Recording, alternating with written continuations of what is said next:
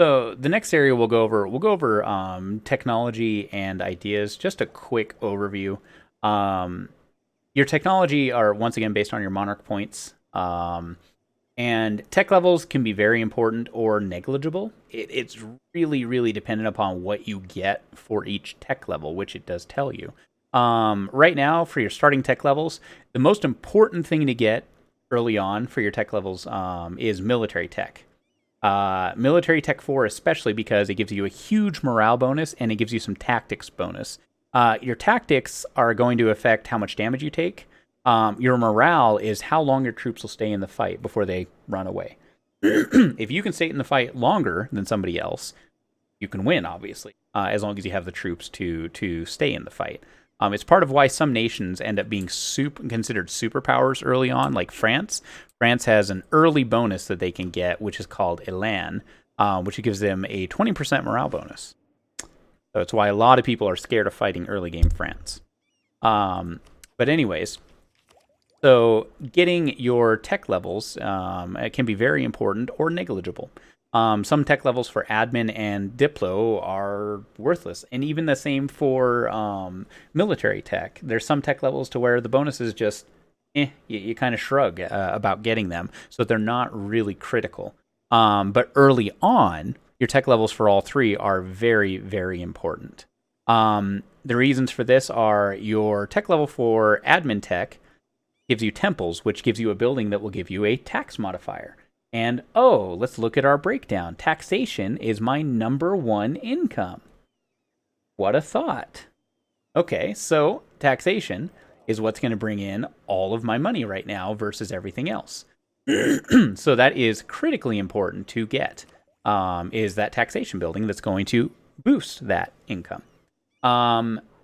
Diplotech is also critically important because, oh, you get your first trade building, which will help boost your trade income.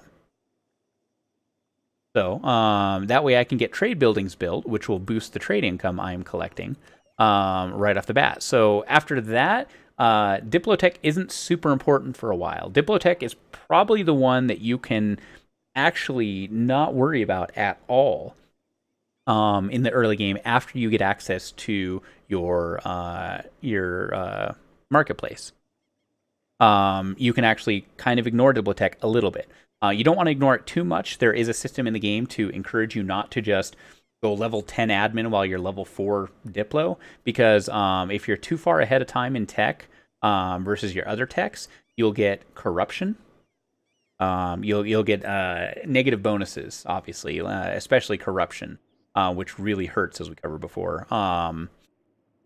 And that's something you don't really want to deal with. There are times when you'll be fine doing it, but most times avoid it if you can. So, like I said, you can fall behind on Diplotech a little bit after getting Diplotech 4, but don't let it fall too far behind. And then, of course, military. Focus on trying to get military. If your nation doesn't start focused on Miltech, you don't have to, but it could be a good idea to try to get that Miltech focused, to try to get it as soon as possible. Like I said, you don't absolutely have to, though. Because by the same token, you could also focus on admin tech. The reason why you focus on admin tech is admin specifically is what gives you access to idea groups. You can see where you get access to everything over here if you hover over at what level. So this really can be useful in showing you when you get different bonuses. So right here, all of your idea groups, which essentially are another part of your tech, and are how you can customize your nation and how you unlock your national ideas. You unlock idea groups by getting your admin tech high enough. So focusing admin is also a viable strategy, depending, of course, on the nation you are and the start you have, to try to unlock your first idea group as soon as possible. But for me, I'm letting my focus stay here because it was automatically selected on military power, and I'm perfectly fine with that. It'll get me ahead, especially with that advisor. I'm making 15 military points a turn. That's huge. I mean, most nations aren't making nearly that much in the beginning. So, anyways, yeah, trying to get these early ones as soon as possible is a good idea. There are some situations where you might have events that cause you to go negative stability, etc., where you might need to spend monarch points to increase your stability, which you can do right here. Only if you go negative do you want to worry about that. You could also possibly boost for +1 stability just to get some of the bonuses, but I wouldn't really recommend it for this Ottoman start. Just kind of let things go as they're going to go. Focus instead more on trying to get up to that admin tech 4. Try to get access to those mosques, and then eventually get access to your idea group. So in technology, a lot of times it's really good to try to keep your technology up and as neck and neck or ahead of your neighbors as possible. But if, let's say, your technology cost is super high, it's going to cost you 800 or 900 monarch points to get that tech. That's a pretty high cost. And that you don't really need to spend that much. That could a lot of times be a waste of monarch points. If nobody else is getting that tech, or let's say somebody else already has the tech, you're not going to get any bonuses from getting it right then and there, like what's known as innovativeness, which is a bonus that you can get that will help all of your it'll help a lot of aspects of your empire having more innovativeness. So it's something that I really try to focus on getting. If you're not going to get innovativeness, it's almost never worth it to spend more than 400-ish monarch points for a tech. If you're going to get innovativeness, then it's fine, but you want to wait until what you'll see is you have where it says I'm going to get 1 innovativeness down here. Technology level 3 is research first at whatever. Once another country has researched the next tech level, you have, I think, 2 months-ish, 2 to 3 months to get that tech level before you won't get innovativeness for getting it before everyone else. So you still have a chance, even if you're not the very first person, to still get extra innovativeness, this bonus, from researching that tech ahead of everyone else. So what you want to do is, if you have the points to get that tech level, but you don't see it counting down of however many days left to get innovativeness from it, let it go. Spend your points elsewhere. If you have ideas that you can put points into and you can still be within reach of getting that tech level, spend it there. Spend it in development of provinces, etc. And find your most efficient province to develop. And I'm not going to go into super detail about it, but this is the areas you want to try to spend your monarch points, rather than spending 800 monarch points or 900 monarch points for a tech level. Now, if it doesn't say you're going to get innovativeness for it at all, it means somebody else already researched it way ahead of you guys, and it's just not worth getting it, and unless it's a really good tech like this, like the extra morale here and whatnot, or it's giving you a specific building you really want. Those can be worth it to spend the extra points to get it right then and there. But most times it's worth just waiting, because the cost goes down every single year for that technology.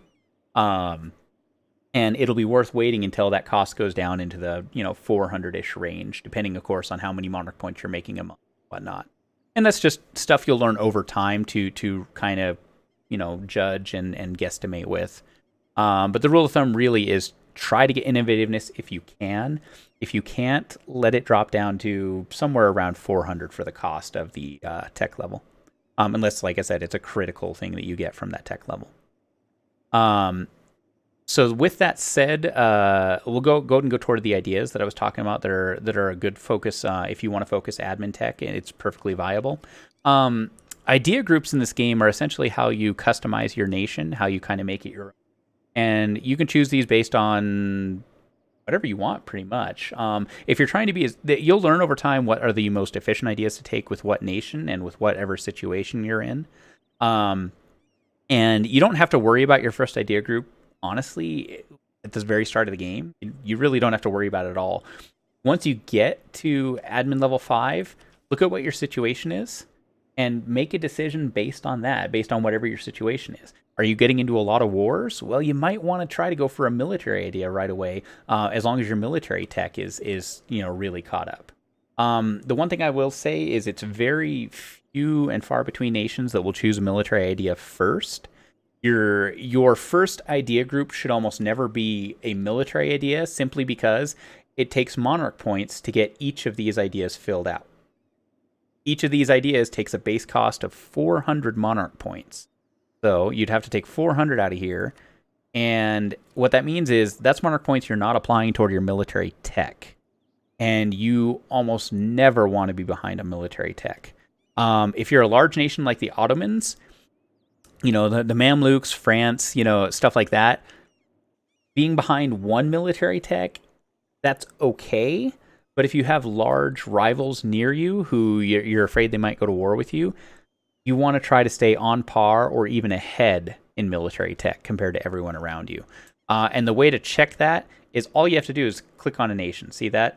That's the only tech it even shows when you click on a nation, military, because it's so important. So you always want to check your neighbors, and you always want to see what military tech they're at compared to you. And see, I right click, and that shows me that. You can also do it right here by right clicking, and you can check all of their tech levels. But military is the critical tech that you don't want to fall behind on.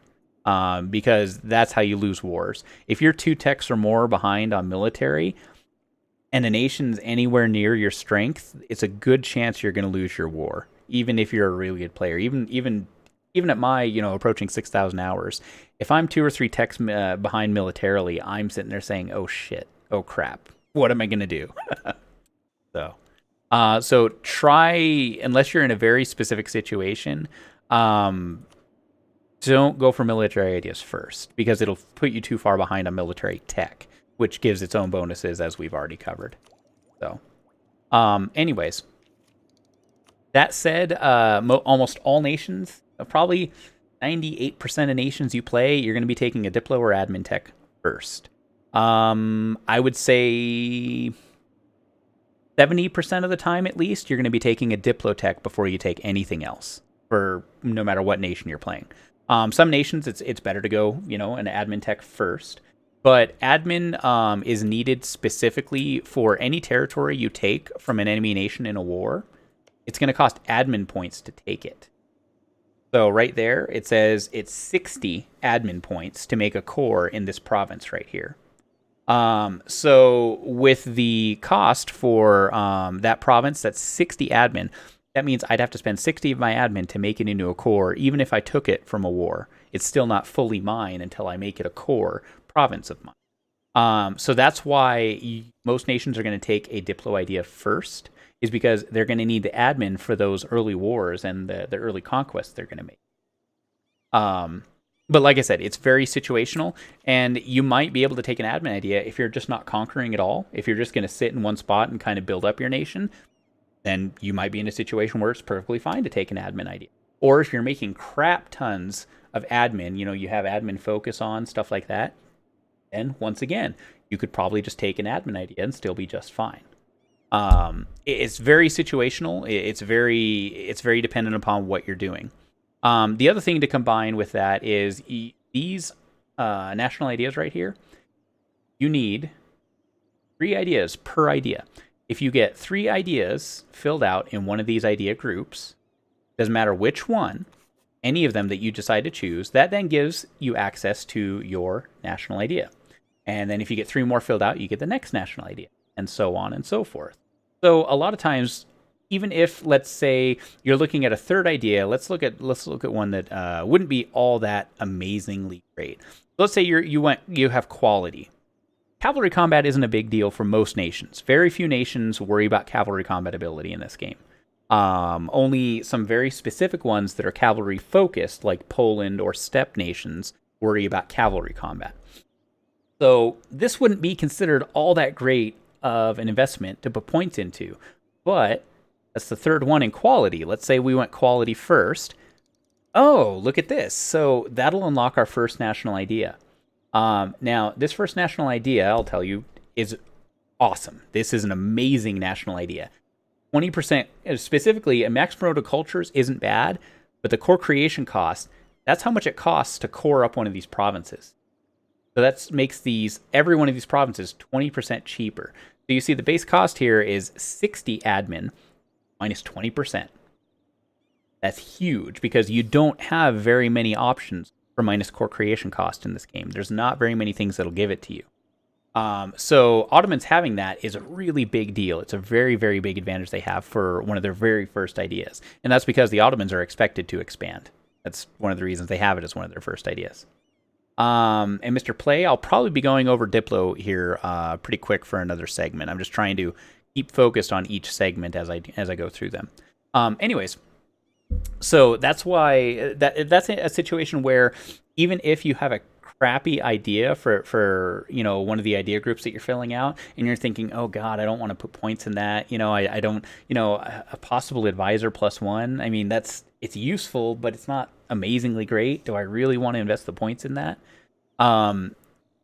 You really got to balance that versus, but is that going to unlock an idea, or a national idea that's really good for me? So that's where you can kind of figure out whether or not it's going to be a really good combo to invest in that, or to save, let's say, for a tech level. Anyways, so with that said, the idea groups, like I said, it's going to be very situational for what you choose when you're first starting out.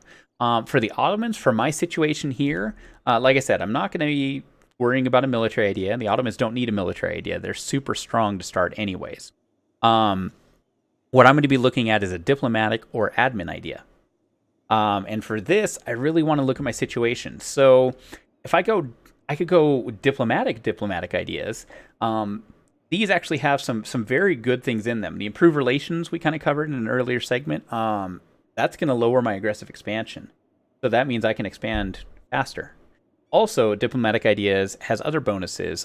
It's going to give me extra diplomatic relations, so I could have another ally, or I could have another vassal without going over my limit and incurring negative diplomatic points. Diplomatic reputation, people like me more.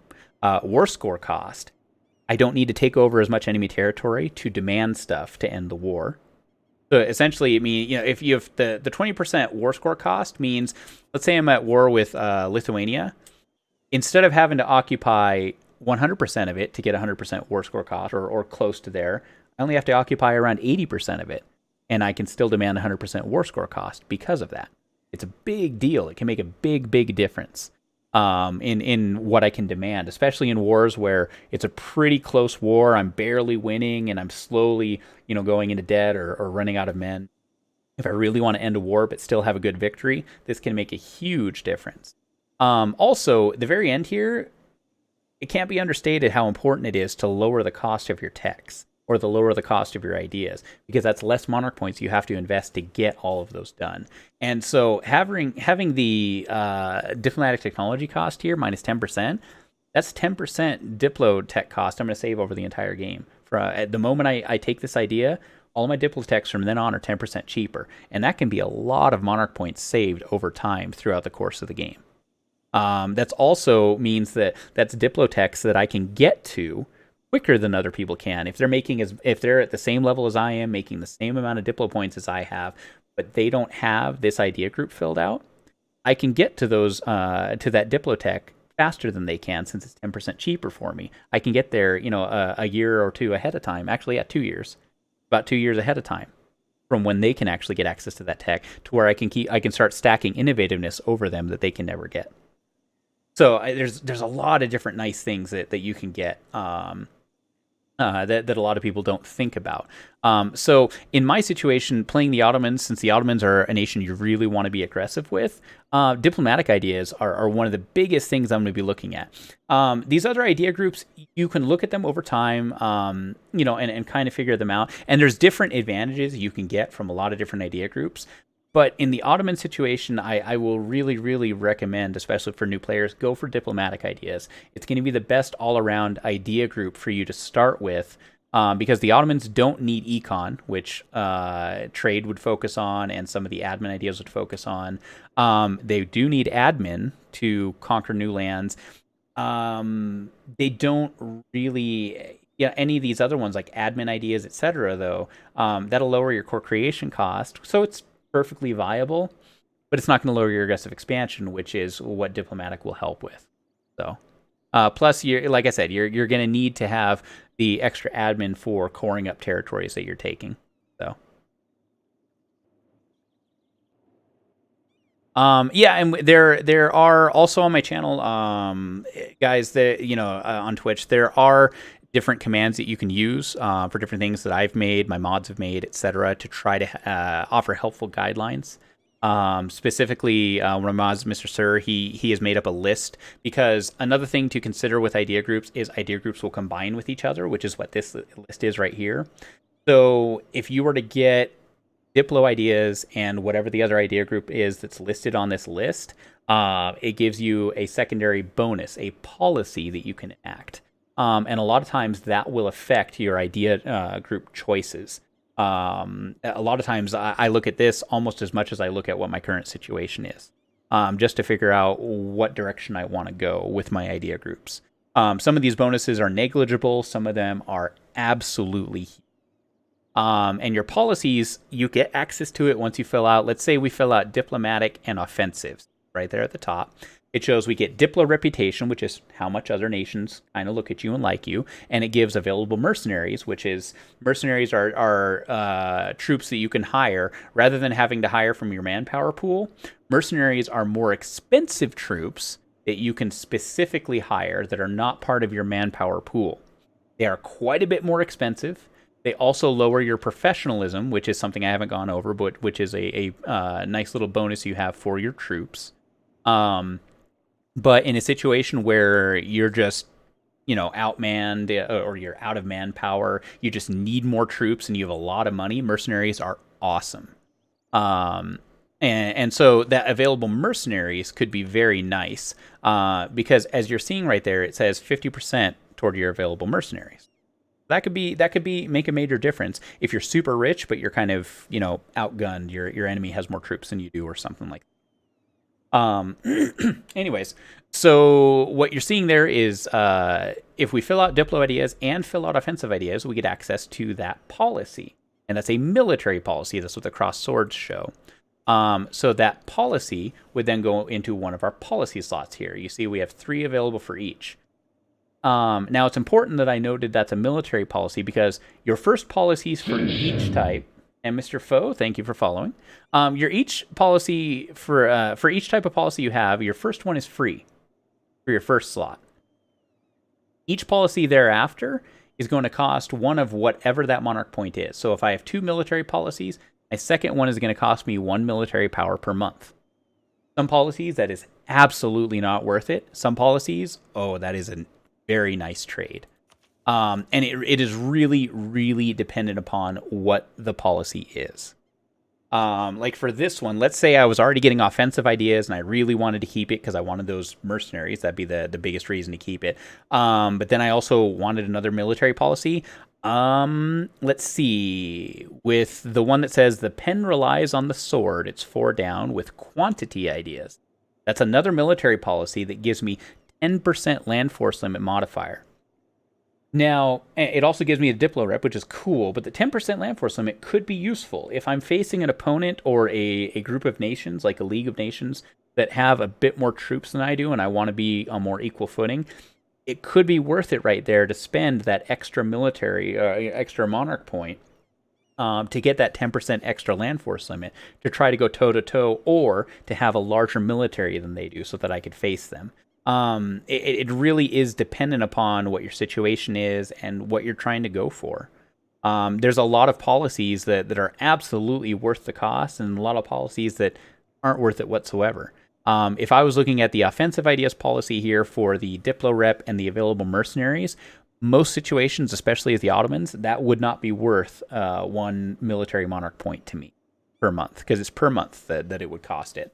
It takes away from your total that you'd be, so I'd only be gaining 14 a month instead of 15. For most situations, that wouldn't be worth it, especially for a nation as powerful and rich as the Ottomans. I don't. So, anyways, but that's just stuff to consider, and I'm not, like I said, I'm not going to go into super detail on that. That's a much more in depth and advanced strategy stuff to go over, and I'm just trying to go over the basics for new players here. But that's just stuff that you can consider and you can look at. Beyond just, what are the bonuses I can get out of this? And once again, any questions, feel free to add, come to my Twitch channel, use our Discord command, ask in Discord if I'm not live. So if I'm live, ask away. But yeah, that's just all the stuff to consider for your basic start on what you're going to go for. Like I said, I recommend diplomatic ideas, but you'd be perfectly safe as the Ottoman also going for admin ideas, innovative ideas, or even possibly trade if you just wanted a heck of a lot more money. You could also probably go trade and be just fine with the Ottomans. The Ottomans are, and that's why like I've said, the Ottomans are my absolute recommendation for new players. Is it's really hard to lose as the Ottomans. It's really hard to screw yourself over.